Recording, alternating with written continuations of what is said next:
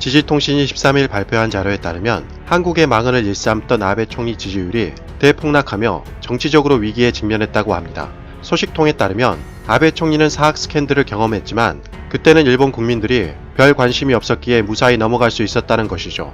하지만 일본 정부에서 주최하는 벚꽃 모임은 1952년부터 이어져 온 역사가 깊은 행사였기에 일본 국민들의 관심과 스캔들 파급력이 사학 스캔들과 비교가 되지 않을 정도로 높다는 것입니다. 심지어 야당 의원들이 벚꽃 모임에 대한 자료를 일본 정부에 요구하자 그날 우연히 벚꽃 모임에 대한 자료가 폐기되었다는 말도 되지 않는 답변 때문에 일본 국민들은 아베 총리에 대한 불신이 더욱 높아졌다고 합니다. 이렇게 아베 총리는 궁지에 몰리자 뜻밖의 제안을 했는데요. 12월 13일 재계 인사들과 언론 등 사회 지도층이 다수 모인 공개석상에서 12월 24일 한중일 정상회담을 계기로 문재인 대통령과 한일 정상회담을 할 예정이라고 발표했다고 합니다. 아직 한국 정부는 한일 정상회담은 확정된 바도 없고 서로 조율하고 있는 와중인데 아베 총리의 조급함이 느껴지는 모습이라고 할 수 있습니다. 정치평론가에 따르면 아베 총리는 국내적으로 상황이 매우 불리해지자 한일 정상회담을 통해 자신에게 쏟아지는 화살을 외교로 돌리겠다는 포석으로 풀이하고 있습니다.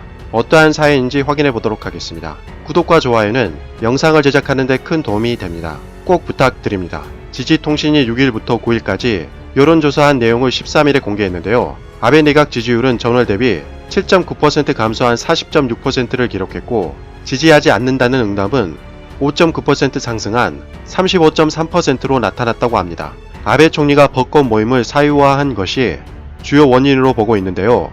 조사에 따르면 내년 벚꽃 모임을 취소해야 한다는데 73.3% 찬성 응답을 보였으며 그럴 필요 없다는 응답은 겨우 13%에 그쳤다고 합니다. 무려 5배가 넘는 차이인데요. 사실상 아베 총리에 대한 여론이 돌아서고 있는 것으로 보면 될 것 같습니다. 일본 정당 지지도를 살펴보면 현재 여당인 자민당은 전월 대비 7.1%나 감소해 올해 최저 23%를 기록했고 입헌 민주당은 0.7% 증가한 3.8%, 공명당은 3.5%, 일본 유신회와 공산당은 각각 2.0%를 기록했습니다. 지지하는 정당이 없다는 답변은 5.6%나 증가한 61.1%를 기록했다고 합니다.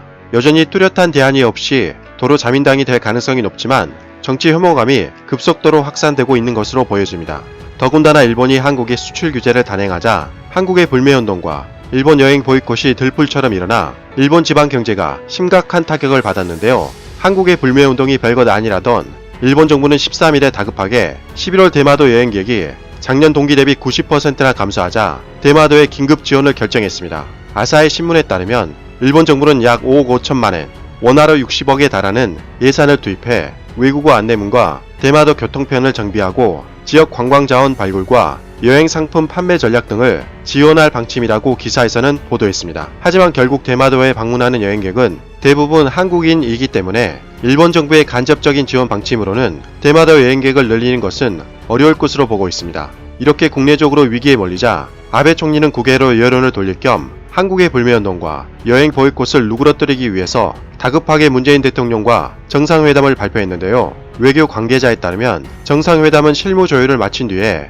발표하는 것이 통상적이라면서 아베 총리가 일방적으로 정상회담을 발표한 것은 상당히 이례적이라고 평가했습니다. 청와대 관계자 역시 최종적으로 한일 정상회담 일정이 확정되면 발표할 것이라고 통상적인 답변을 했다고 합니다. 관례마저 어겨가며 새치기 발표를 한 아베 총리의 곤혹스러움이 묻어나는 대목입니다. 이상 가치왕 채널이었습니다. 지금까지 시청해주셔서 진심으로 고맙습니다. 항상 건강하시고 복 많이 받으세요.